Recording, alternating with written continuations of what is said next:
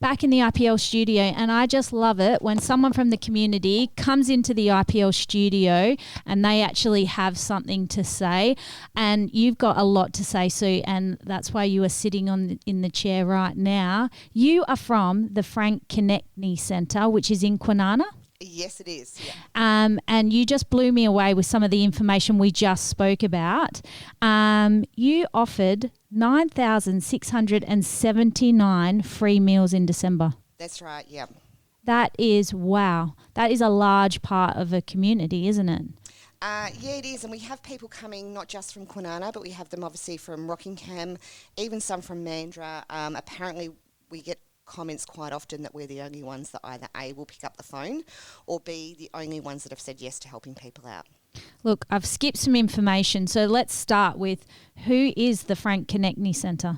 So the Frank Konecny Community Centre was named after, surprisingly, it was named after a man who came to Australia from Poland with his family. He worked on the Kwinana Council for quite a few years. I'm hoping I'm not getting all this wrong.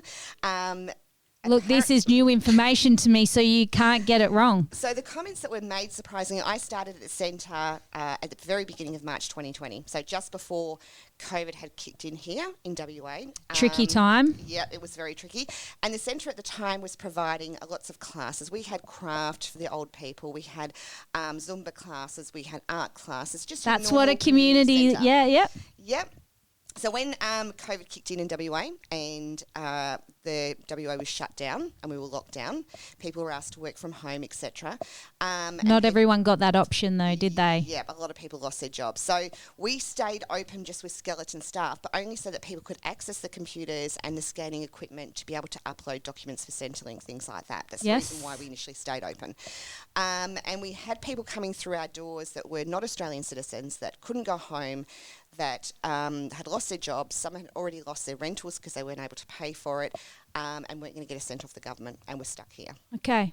So we tried to look for food sources for them, to help for them. And unfortunately, a lot of the services, again, run by volunteers who most are elderly or unwell themselves, had completely shut their doors. There was only one place running that we could find, which was the crew in Rockingham, and they were amazing because I'd had links with them before.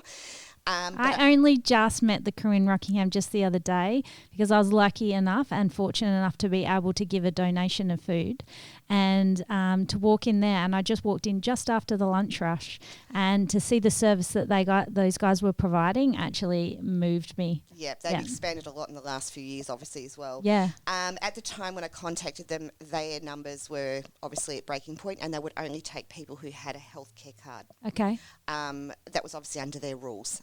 So they had to have a healthcare card. So these people weren't Australian. They weren't going to get any government benefits. They didn't have a healthcare card. So we started trying to source some food. Initially, we tried some of the community, which were amazing. People dropped stuff off at our front door. We'd turn up, there was food sitting there. People can still do that? Yeah, they do. They still can do that, and they still do that for us, which is amazing.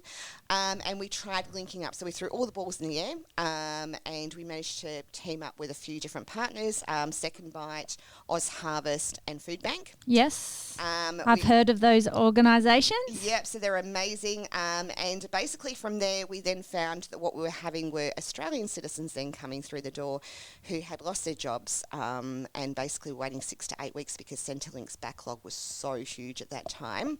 Okay. Their numbers had risen. The queues were out the door for people trying to sign up. It was just ridiculous, at the numbers. They just didn't have the staff on the ground to cope with it. So they were being told it was 6 to 8 weeks before they would receive a payment, and until they received a payment, they didn't get a healthcare card. So we were back to the same scratch again of people that couldn't access food for their families or for themselves.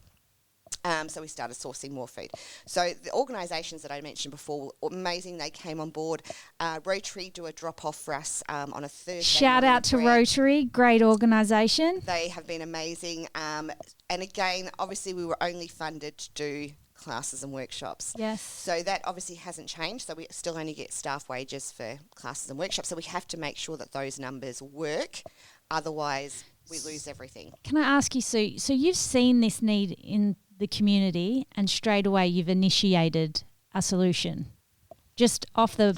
Yeah, I guess that's what community is supposed to be. Yeah. And I think sometimes we get so caught up in the latest iPhone and the latest phone and the latest everything. And when our lives are going well, don't get me wrong, I'm living in a house, I've got my own mortgage, I am doing quite well for myself. I'm not struggling, but at the same point in time, they're a human being, regardless of where they're from, where they're going, it doesn't matter. They are human beings. And we're not a third world country. There should be no one not eating tonight, kids starving. We've come through a few times, we've had people trying to eat out of our green bins. So any fruit and veg that goes yucky, horrible, we'll chuck out.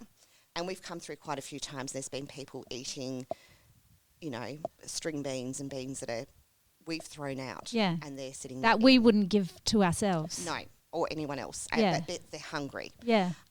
We are finding, so obviously this has grown over the years. It's grown hugely. We have hit January, and January has probably been the worst I've ever seen. Okay. So we're having more people come in. So talking about solutions to these problems, you said that you're only funded for your programs, not funded for this service that you're actually providing the community.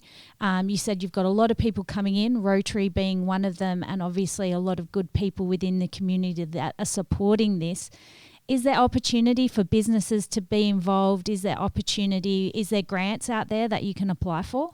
We've applied for quite a few grants, and unfortunately, so we're doing a lot of mental health as well, because we're having it's a flow-on effect, isn't it? We're getting more crisis people come in the door, and we're dealing with a lot of domestic violence. We're dealing with a lot of people that just can't do, I just don't want to do this anymore. I just can't do this anymore. I don't want to do this anymore. We're hearing that on a daily basis. So we have applied for quite a few grants. Unfortunately, we are one community centre. Yes.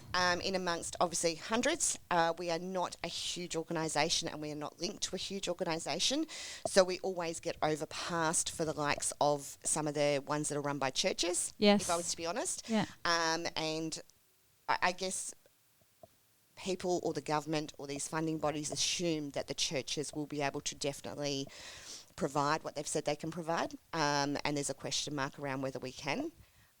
We have volunteers are our main thing. If we didn't have the volunteers, we wouldn't be able to run any of this. So I get paid 4 days. There's 2 staff that are 4 days a week, and then we have 2 other staff that are 2 days a week. We're all girls. Okay. And we unload the trucks and we female force. Oh, yeah. One to be reckoned with. My next interview is actually with a lady who is a female force. Lauren Barbera is waiting out there. Can't wait to talk to her.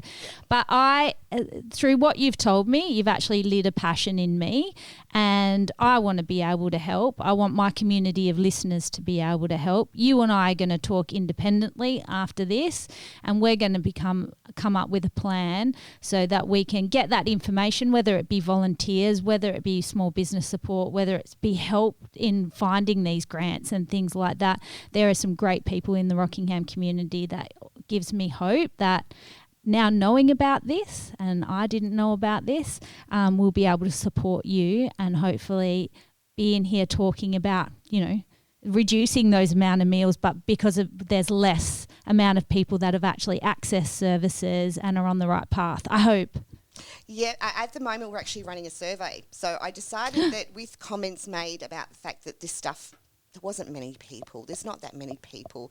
I thought, let's put it out there and get it in black and white. So at the moment we're running a survey. Yeah, information is power, isn't it? Yep, and we're going to get all the statistics together, and I'd love to come back on, have a chat, and we can present the statistics at how many people. We've got a lot of women. I'll be honest, at the moment we're seeing a lot of women between the ages, I'm going to say, of 35 and 45, 50 that are living in their cars on their own with their animals. We have women just with dogs. We have women with dogs and cats living in their car. That's their support network.